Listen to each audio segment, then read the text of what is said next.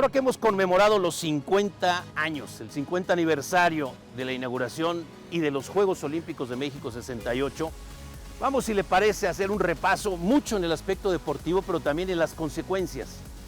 Por supuesto que los Juegos Olímpicos de México 68 no se pueden concebir sin el contexto de los movimientos sociales, políticos, económicos y hasta religiosos en todo el planeta, no solamente en México. Y aquí, en estas pantallas, han ustedes analizado una y otra vez todo lo que ocurrió en 1968 en estos contextos. Vamos, si le parece, a los Juegos Olímpicos. La sede. La sede se consigue en 1963, después de varios intentos. Ahí la delegación mexicana asiste y ha aprendido mucho el colmillo retorcido del general José de Jesús Clark Flores, este hombre al que se le debe la formación del movimiento olímpico en nuestro país. Lo acompañaba una delegación reducida, pero insisto, de mucho, pero mucho trabajo después de varios intentos fallidos. 1963, no lo olvidemos, era el año de la máxima tensión entre las dos polarizaciones del mundo. Es decir, era la Guerra Fría, comenzaba, el apogeo llegó después. Y entonces vino aquel tema de los misiles y aquel tema de si los cubanos y los soviéticos, y entre esa polarización se metió México. Y se metió porque una de las subsedes posibles era Detroit. ¿Cómo podemos llevar los Juegos Olímpicos a Detroit? ¿Quién va a conseguir las visas para los atletas soviéticos y los dirigentes soviéticos que podrían ser espías?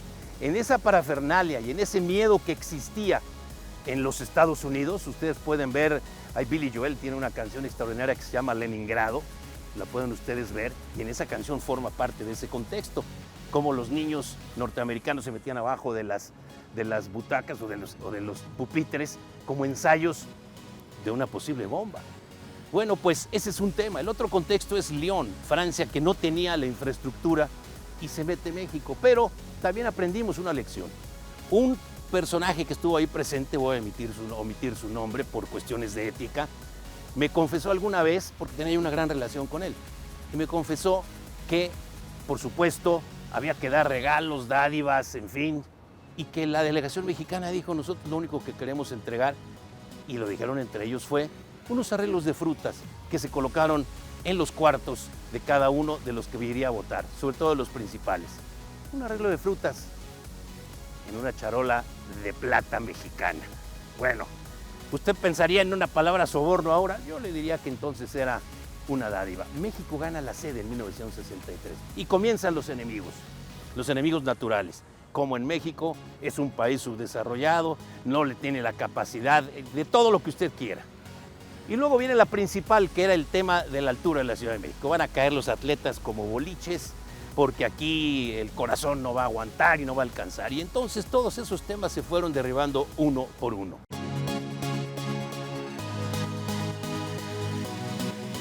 Vamos a los 100 metros planos, si les parece. Jim Hines, este atleta norteamericano, se convierte en el primer atleta en la historia en bajar los 10 segundos en los 100 metros planos. Una hazaña monumental que repetiría al día siguiente en los 200 metros Tommie Smith. Este hombre impone un nuevo récord mundial en los 200 metros planos. El segundo lugar es para Peter Norman, el australiano, y el tercero es para John Carlos. Vámonos a los atletas que ya tienen voz. Suben el podio y esa fotografía que usted ya conoce, levantando el brazo y con el guante negro, uno derecho y otro izquierdo, era un par de guantes, traían unas boinas que se habían quitado.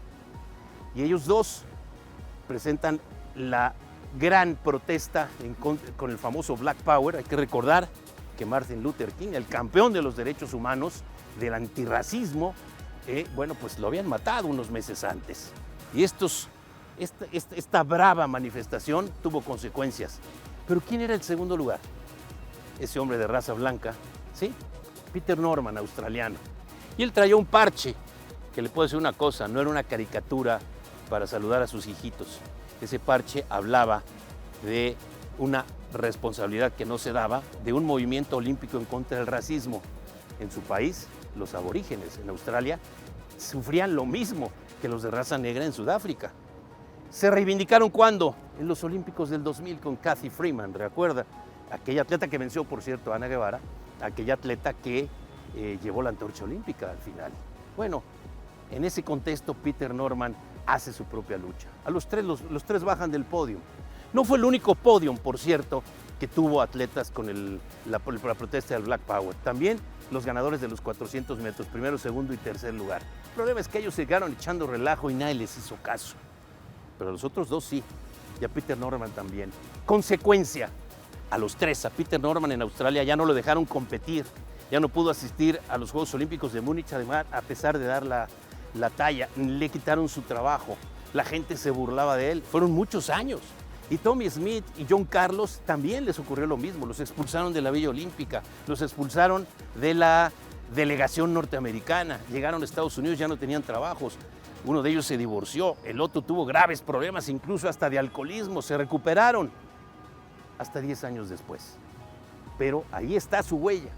Vámonos ahora a la gimnasia. Existía en nuestro país una gran admiración a todo lo que fuera Unión Soviética. Recordar que teníamos las imágenes, solamente en México había 4 canales de televisión y periódicos, no había los internets, no había nada y teníamos mucha influencia norteamericana. Entonces estábamos ahora sí que políticamente de ese lado. Entonces todo lo que fuera soviético o los espías infiltrados y todo esto, bueno, pues nos hacía ruido.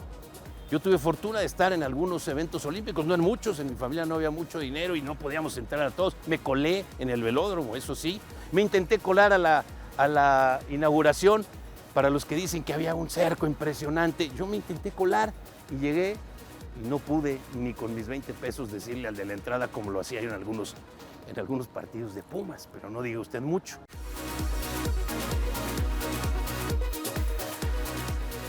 ¿Qué ocurría en la gimnasia? En la gimnasia, la gran campeona, la novia de los Juegos Olímpicos fue Vera Chavlaska, de nacionalidad checoslovaca. Y además venía de los campeonatos mundiales.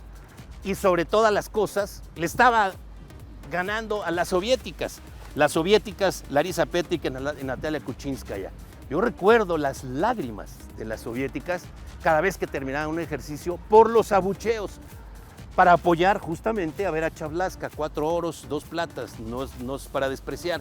En uno de los podiums de Vera Chavlaska, hay que compartirlo porque junto con Larisa Petrick ganan las dos la medalla de oro. Se escucha el himno checoslovaco y cuando se escucha el himno soviético, Vera Chavlaska agacha la cabeza en señal de protesta. Vera Chavlaska venía a ser de los 2000 personajes de Checoslovaquia que habían firmado en la primavera, la famosa primavera de Praga, un apoyo al presidente Dubček para abrir Checoslovaquia, para que hubiera derechos simplemente a la información. Llegaron los tanques soviéticos y se ubicaron en la plaza principal de Praga. Y todos estos 2000 personajes tuvieron que huir, algunos los tomaron presos. El presidente Dubček tuvo que barrer las calles como señal de humillación. Vera Chavlaska finalmente, por una presión, sobre todo porque iba a ganar medallas, pudo venir a los Juegos Olímpicos. Los atletas toman el podium para autenticar sus causas. Maravilloso. Y nos vamos a otros temas, si le parece, porque el fútbol que siempre nos interesa. En el fútbol no podían jugar profesionales, excepto los del tercero, cuarto y quinto mundo, o sea, nosotros. Los franceses, los brasileños, los ingleses tenían que traer equipos amateurs. ¿Y qué ocurría? Que nosotros sí presentamos profesionales. Gana Hungría, Bulgaria nos gana una semifinal en el Estadio Jalisco y vienen al Estadio Azteca y los japoneses nos pegan 3 goles. Nacho Treyes era, conste, eso le costó a Nacho Treyes no ser el director técnico del Mundial del 70 cuando él venía a serlo, del Mundial de 1966. Eso se lo pongo así como que sí nos acordamos. Así están las cosas, pues, porque los atletas en México 68 no es que reivindicaran, dieron su voz y nos demostraron que eran mucho más allá del atleta consentido. Era el atleta con voz y con voto en su propio país. Mandaron mensajes desde aquí para no hacer reversa. Esto ya no se revierte, como tampoco se revierte que los africanos llegaron para quedarse. El doping comenzó en México en 1968 y también los exámenes de género.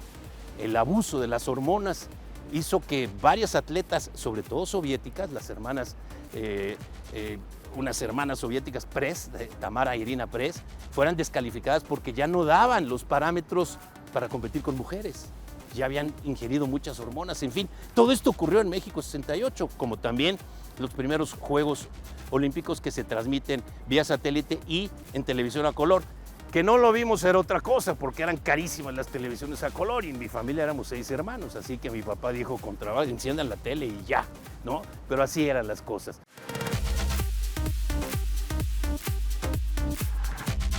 Y bueno, pues yo me quedaría también con las medallas de México. Ya las hemos visto y revisto y vuelto a ver. De todas las medallas que son igualmente valiosas, hay dos que son muy humildes. Pilar Roldán, ¿por qué no la escuchamos? Medalla de plata en esgrima. Regresó del retiro. Hay una leyenda que seguramente ella dice que sí o que no, una vez dijo que sí o que no. Ella hizo una señal cuando subió al podio. Y muchos tomaron esa señal, mucha gente que, como una ofensa, ¿no? Por el movimiento del 68. Quizá por eso, ya ella algún día lo sabremos. Pero, ¿y qué tal los cuartos lugares? Independientemente de la medalla de 800 metros en natación de Maritere Ramírez, que tampoco es publicitada. Una medalla de bronce en natación, que junto con la de Felipe Muñoz es todo lo que hemos hecho en natación en toda la historia. Yo me quedaría también con los cuartos lugares. Hay dos. Uno de mi gran amigo Luis Niño Rivera. Cuarto lugar en clavados. Dice Luis Niño Rivera que es el peor lugar que se puede conseguir en Juegos Olímpicos. Pero peor que mi amigo Luis, los 2 cuartos lugares en los 5 y 10,000 metros de Juanito Martínez.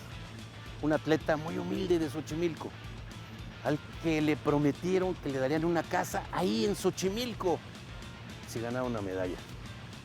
Ni las medallas, ni la casa. Ese era el contexto y esas eran nuestras autoridades de entonces, 1968. Juanito Martínez, ojalá ahora tuviéramos atletas de cuartos lugares en esas competencias y en esos niveles. México 68 y sus muchas lecciones. Ya nada sería igual. México 68 es un antes y un después en los Juegos Olímpicos. Soy Alfredo Domínguez Muro. Hasta la próxima.